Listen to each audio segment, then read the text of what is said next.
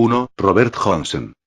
De este célebre guitarrista negro nacido en 1911 en Athleurst, Mississippi, se han dicho muchas cosas, como que era un músico mediocre, hasta que presumiblemente hizo un pacto con el diablo en el cruce de la Highway 69 con la 49, en Clarksdale, invocando en la medianoche al maligno con una pequeña oración de encantación que había aprendido de un viejo esclavo, para pedirle que lo ayudara a tocar el blues como nadie lo hizo nunca.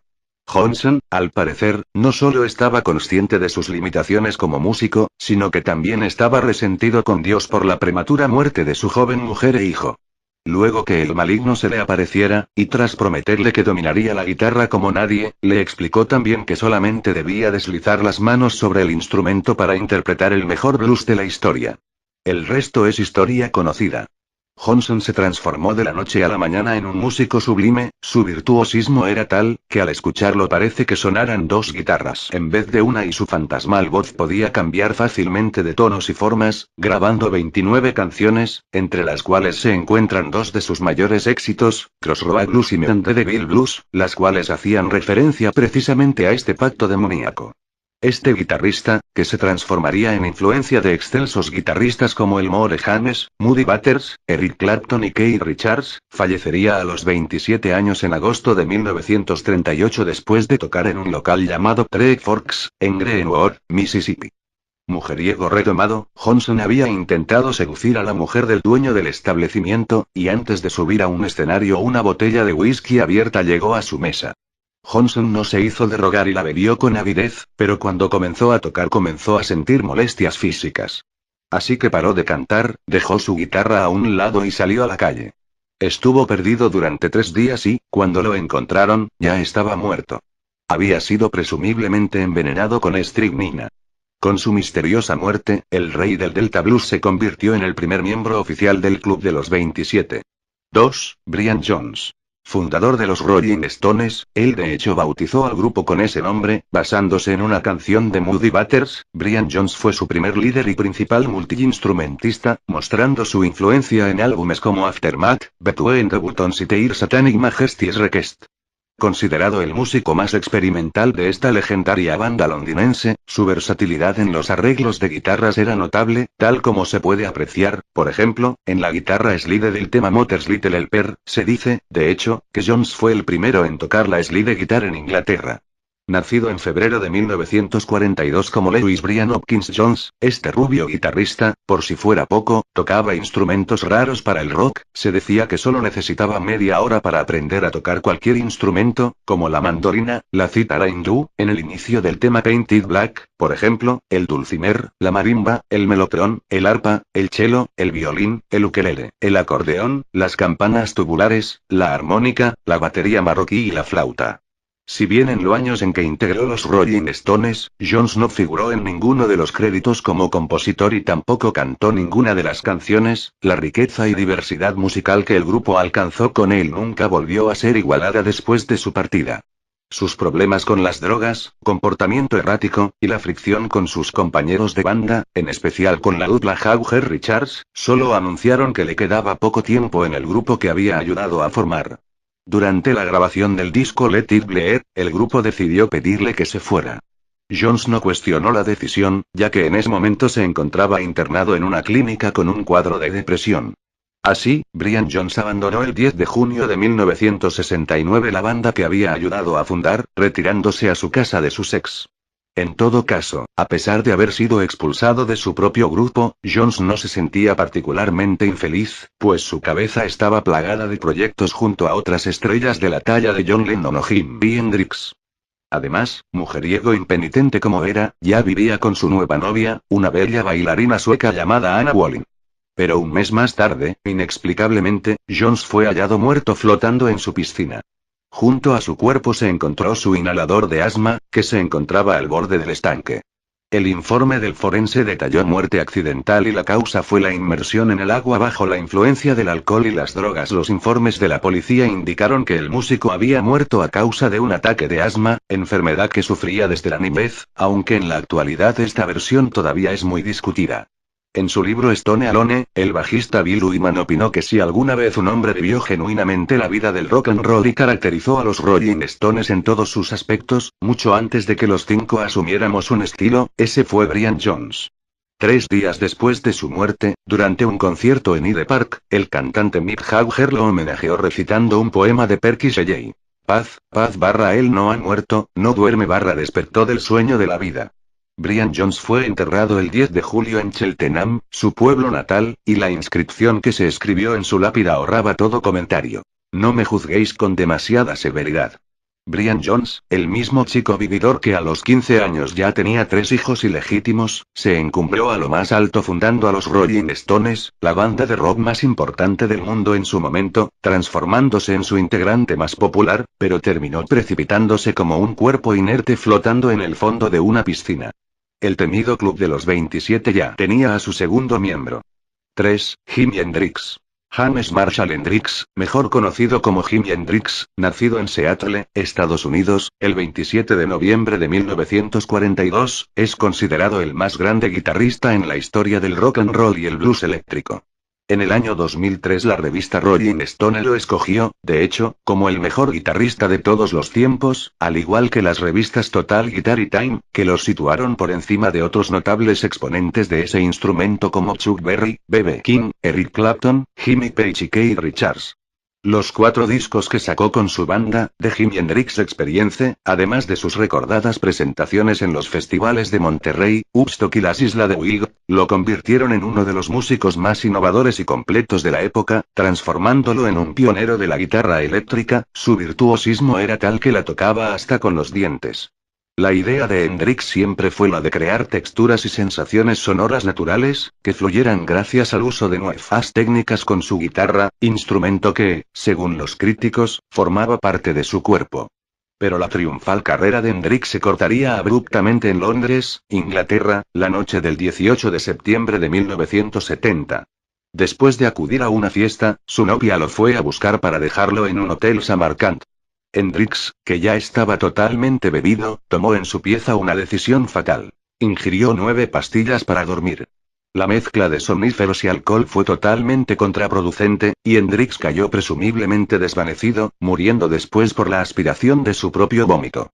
Posteriormente, se especuló que Hendrix no había muerto en ese momento, sino que cuando lo llevaban en la camilla.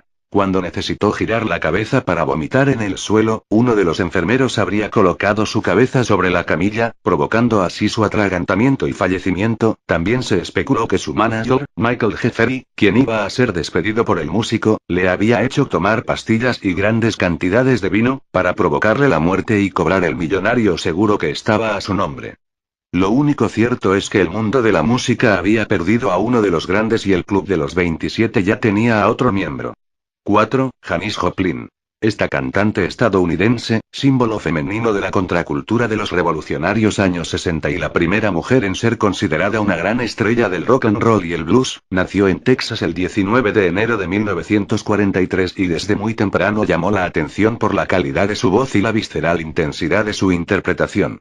Luego de alcanzar la fama y después de que se enterara de la muerte de Jimi Hendrix, la cantante comenzó a cuestionarse qué podría suceder si ella también falleciera. Me pregunto si yo muriera y qué pasaría. ¿Hablarían de mí tanto como de Jimi? Ja, ja. No es un mal truco para hacerse publicidad, pero no creo que pudiera morir también en 1970. Eso disminuye mis posibilidades porque 2 estrellas del rock no se pueden morir en el mismo año. Pero no se preocupen. No voy a morir el mismo año que Jimi Hendrix. Soy mucho más famosa que él. Les dijo la cantante en tono de broma a sus allegados. Pero la cantante no sabía que tenía una cita con la muerte y que esta iba a producirse menos de un mes desde el fallecimiento de Jimi Hendrix. El sábado 3 de octubre de 1970, cuando Janis Joplin se aprestaba a grabar las partes vocales de la canción Buried Alive in the Blues, en un estudio de Los Ángeles, se retiró a su habitación en el Landmark Motor Hotel.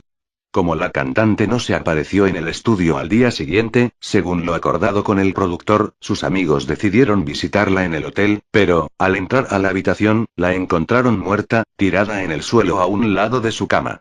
La causa oficial de su deceso fue una sobredosis de heroína, probablemente bajo los efectos del alcohol. Joplin fue incinerada y sus cenizas esparcidas desde un avión en el Océano Pacífico. En su testamento, Joplin dejó $2.500 para realizar una fiesta en su honor en caso de su desaparición y se repartieron pasteles de chocolate mezclados con hachís entre los cerca de 200 asistentes que llegaron a la partícula R celebración. 5. Jim Morrison. James Douglas Morrison, vocalista de The Doors, es considerado uno de los cantantes más populares, influyentes y carismáticos de la historia del rock, el quinto mejor vocalista de todos los tiempos, según la revista Rolling Stone.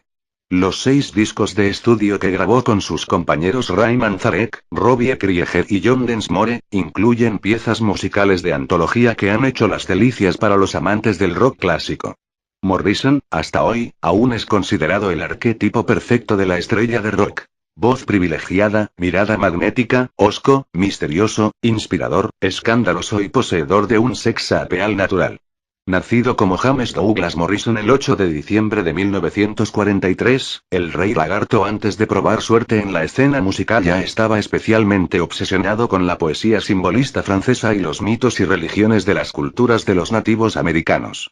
También era un consumidor habitual de alcohol y varios tipos de sustancias psicoactivas, LSD, cannabis y peyote, las que defendía porque lo ayudaban, en su opinión, a alcanzar otros estados superiores de conciencia, con un mayor equilibrio espiritual y paz interior. Curiosamente, Morrison jamás se mostró especialmente entusiasmado con la heroína, principalmente por su declarada fobia a las agujas.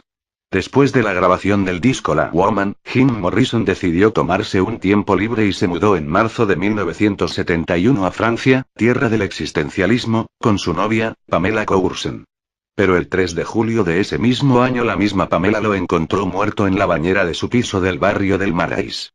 El parte médico estableció que el cantante murió por un fallo cardíaco agravado por el abuso de alcohol, pero nunca se realizó una autopsia en regla debido a que no se evidenció violencia en su muerte.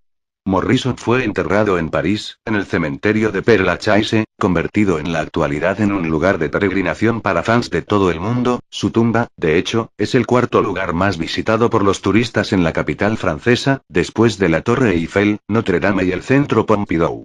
La actual lápida, colocada por los padres del cantante en 1991, dice en griego antiguo, Kataton daimona aitoi, que significaría fiel a su propio espíritu divino dentro de él, aunque otros afirman que significa de acuerdo a su propio demonio. Recientemente, a propósito de la muerte de Jim Morrison, después de 43 años de silencio, la actriz y cantante inglesa Marianne Faithfull causó un pequeño revuelo mediático al confesar a la revista Mojo que la sobredosis que mató al frontman de los Doors había sido provocada accidentalmente por su novio de entonces, el dealer Jane de Bretteville. La última vez que estuve en Londres un periodista me preguntó por qué maté a Jim Morrison, así que decidí contar exactamente lo que pasó y demostrar que yo no maté a Jim Morrison. Aunque sí sé quién lo hizo. Fue Jane de Bretteville, quien fue a verlo para venderle droga y lo mató de forma accidental. La muerte de Jim Morrison fue consecuencia de la pureza del caballo, heroína, que le suministró de Bretteville. Y yo no sabía nada sobre esto. De todas formas, todos aquellos relacionados con la muerte de pobre chico están muertos ya. Todos excepto yo, dijo Faithfull, entregando quizás algo de luz entre las brumas que ocultaron durante años la muerte del mítico cantante de los Doors, el mismo que en la parte final de la canción Not to Touch the Earth declaraba In the Lizard King. I can't do anything, soy el Rey Lagarto. Puedo hacer lo que quiera. 6. Kurt Cobain.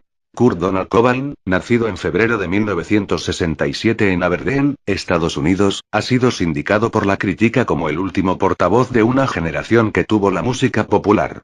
Y ciertamente no fue un epíteto exagerado. Este talentoso cantante, compositor y guitarrista, quien junto al bajista Chris Novoselic y el baterista Dave Grohl formó la banda grunge Nirvana, fue el genio creador detrás de álbumes como Bleach, In Utero y, especialmente, Nevermind, el disco superventas donde se incluía ese furioso y emblemático himno de la generación X llamado Smell Like Teen Spirit. Pero Cobain, pese a la fama planetaria y el dinero que le llegaba a raudales, también se sentía incómodo y frustrado, creyendo que su mensaje y su visión artística habían sido malinterpretadas por el público. Además, su notoria incapacidad para hacer frente a las presiones profesionales y personales de su vida, lo fueron convirtiendo en un adicto a la heroína y los tranquilizantes. En febrero de 1994 Cobain hizo su última aparición en televisión en un programa de la televisión italiana, y en marzo, después de que el grupo tocara su último concierto en Alemania, al cantante se le diagnosticó bronquitis y laringitis severas, por lo que viajó a Roma para recibir tratamiento médico. A la mañana siguiente, cuando despertó, su esposa, Courtney Love, descubrió que Cobain había sufrido una sobredosis por una combinación de champán y flunitrazepam, que ella calificó de intento de suicidio. Después de 5 días de tratamiento, Cobain salió del hospital y regresó a Seattle. Su estado mental, por cierto, no era el mejor. De hecho, sus recurrentes ataques de depresión lo habían llevado a querer titular el último disco de Nirvana como Hate Myself and Want to Die, Me odio a mí mismo y quiero morir. El 8 de abril de 1994 el cuerpo sin vida de Kurt Cobain fue descubierto en una habitación encima de su garaje por Gary Smith, un empleado que había llegado a la casa para instalar un sistema eléctrico de seguridad. Cuando vi el cadáver pensé que era un maniquí, dijo Smith a la policía, agregando que no había notado signos visibles de traumatismo, y al principio creyó que el cantante estaba dormido.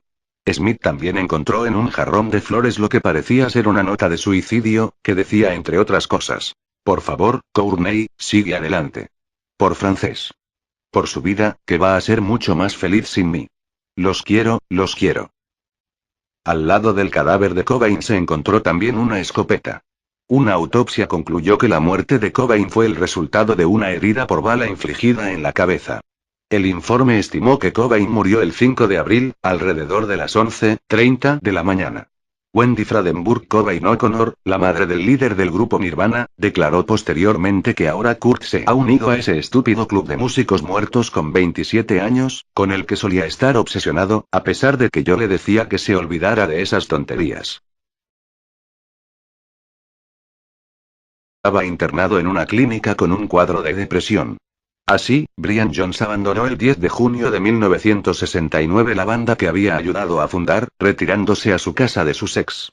En todo caso, a pesar de haber sido expulsado de su propio grupo, Jones no se sentía particularmente infeliz, pues su cabeza estaba plagada de proyectos junto a otras estrellas de la talla de John Lennon o Jimi Hendrix.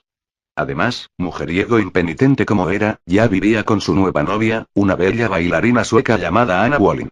Pero un mes más tarde, inexplicablemente, Jones fue hallado muerto flotando en su piscina. Junto a su cuerpo se encontró su inhalador de asma, que se encontraba al borde del estanque. El informe del forense detalló muerte accidental y la causa fue la inmersión en el agua bajo la influencia del alcohol y las drogas. Los informes de la policía indicaron que el músico había muerto a causa de un ataque de asma, enfermedad que sufría desde la niñez, aunque en la actualidad esta versión todavía es muy discutida. En su libro Stone Alone, el bajista Bill Wyman opinó que si alguna vez un hombre vivió genuinamente la vida del rock and roll y caracterizó a los Rolling Stones en todos sus aspectos, mucho antes de que los 5 asumiéramos un estilo, ese fue Brian Jones. 3 días después de su muerte, durante un concierto en Hyde Park, el cantante Mick Jagger lo homenajeó recitando un poema de Percy Shelley. Paz, paz él no ha muerto, no duerme despertó del sueño de la vida. Brian Jones fue enterrado el 10 de julio en Cheltenham, su pueblo natal, y la inscripción que se escribió en su lápida ahorraba todo comentario. No me juzguéis con demasiada severidad. Brian Jones, el mismo chico vividor que a los 15 años ya tenía 3 hijos ilegítimos, se encumbró a lo más alto fundando a los Rolling Stones, la banda de rock más importante del mundo en su momento, transformándose en su integrante más popular, pero terminó precipitándose como un cuerpo inerte flotando en el fondo de una piscina. El temido club de los 27 ya tenía a su segundo miembro. 3. Jimi Hendrix. James Marshall Hendrix, mejor conocido como Jimi Hendrix, nacido en Seattle, Estados Unidos, el 27 de noviembre de 1942, es considerado el más grande guitarrista en la historia del rock and roll y el blues eléctrico. En el año 2003 la revista Rolling Stone lo escogió, de hecho, como el mejor guitarrista de todos los tiempos, al igual que las revistas Total Guitar y Time, que los situaron por encima de otros notables exponentes de ese instrumento como Chuck Berry, B.B. King, Eric Clapton, Jimmy Page y Keith Richards. Los 4 discos que sacó con su banda, The Jimi Hendrix Experience, además de sus recordadas presentaciones en los festivales de Monterrey, Woodstock y las Islas de Wild, lo convirtieron en uno de los músicos más innovadores y completos de la época, transformándolo en un pionero de la guitarra eléctrica. Su virtuosismo era tal que la tocaba hasta con los dientes. La idea de Hendrix siempre fue la de crear texturas y sensaciones sonoras naturales. Este rubio guitarrista, por si fuera poco, tocaba instrumentos raros para el rock. Se decía que solo necesitaba media hora para aprender a tocar cualquier instrumento, como la mandolina, la cítara hindú, en el inicio del tema Painted Black, por ejemplo, el dulcimer, la marimba, el melotron, el arpa, el cello, el violín, el ukelele, el acordeón, las campanas tubulares, la armónica, la batería marroquí y la flauta. Si bien en los años en que integró los Rolling Stones, Jones no figuró en ninguno de los créditos como compositor y tampoco cantó ninguna de las canciones, la riqueza y diversidad musical que el grupo alcanzó con él nunca volvió a ser igualada después de su partida. Sus problemas con las drogas, comportamiento errático, y la fricción con sus compañeros de banda, en especial con la dupla Jagger-Richards, solo anunciaron que le quedaba poco tiempo en el grupo que había ayudado a formar. Durante la grabación del disco Let It Bleed, el grupo decidió pedirle que se fuera.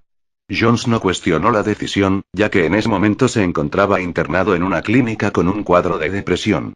Así, Brian Jones abandonó el 10 de junio de 1969 la banda que había ayudado a fundar, retirándose a su casa de Sussex.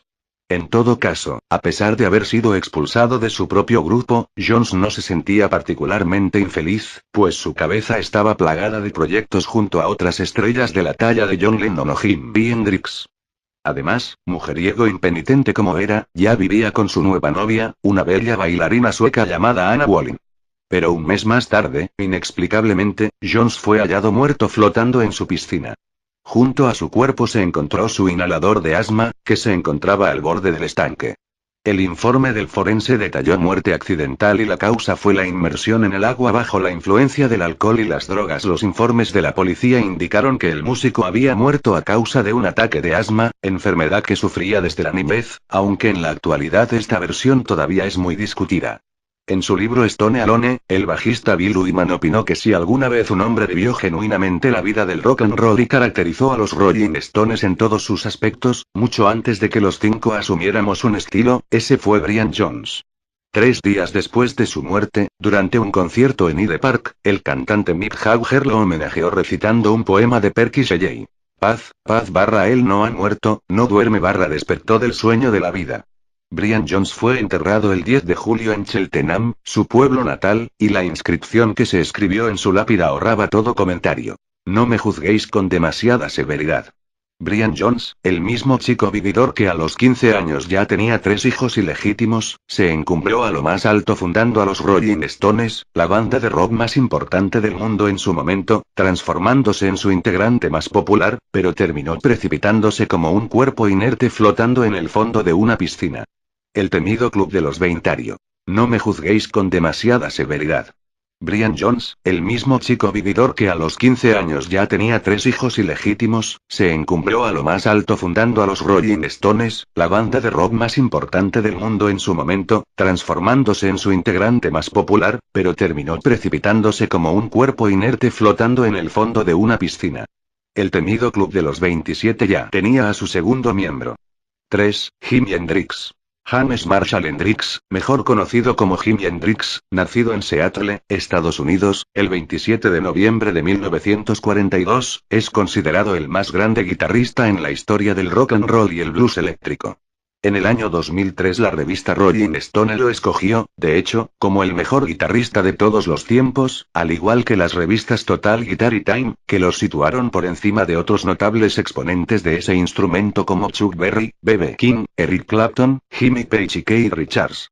Los 4 discos que sacó con su banda, The Jimi Hendrix Experience, además de sus recordadas presentaciones en los festivales de Monterrey, Woodstock y las Islas de Wight, lo convirtieron en uno de los músicos más innovadores y completos de la época, transformándolo en un pionero de la guitarra eléctrica. Su virtuosismo era tal que la tocaba hasta con los dientes. La idea de Hendrix siempre fue la de crear texturas y sensaciones sonoras naturales, que fluyeran gracias al uso de nuevas técnicas con su guitarra, instrumento que, según los críticos, formaba parte de su cuerpo. Pero la triunfal carrera de Hendrix se cortaría abruptamente en Londres, Inglaterra, la noche del 18 de septiembre de 1970. Después de acudir a una fiesta, su novia lo fue a buscar para dejarlo en un hotel Samarkand. Hendrix, que ya estaba totalmente bebido, tomó en su pieza una decisión fatal. Ingirió 9 pastillas para dormir. La mezcla de somníferos y alcohol fue totalmente contraproducente, y Hendrix cayó presumiblemente desvanecido, muriendo después por la aspiración de su propio vómito. Posteriormente, se especuló que Hendrix no había muerto en ese momento, sino que cuando lo llevaban en la camilla. Cuando necesitó girar la cabeza para vomitar en el suelo, uno de los enfermeros habría colocado su cabeza sobre la camilla, provocando así su atragantamiento y fallecimiento. También se especuló que su manager, Michael Jeffery, quien iba a ser despedido por el músico, le había hecho tomar pastillas y grandes cantidades de vino, para provocarle la muerte y cobrar el millonario seguro que estaba a su nombre. Lo único cierto es que el mundo de la música había perdido a uno de los grandes y el Club de los 27 ya tenía a otro miembro. 4. Janis Joplin. Esta cantante estadounidense, símbolo femenino de la contracultura de los revolucionarios años 60 y la primera mujer en ser considerada una gran estrella del rock and roll y el blues, nació en Texas el 19 de enero de 1943 y desde muy temprano llamó la atención por la calidad de su voz y la viscerascos que sacó con su banda, The Jimi Hendrix Experience, además de sus recordadas presentaciones en los festivales de Monterrey, Woodstock y las Islas de Wild, lo convirtieron en uno de los músicos más innovadores y completos de la época, transformándolo en un pionero de la guitarra eléctrica. Su virtuosismo era tal que la tocaba hasta con los dientes.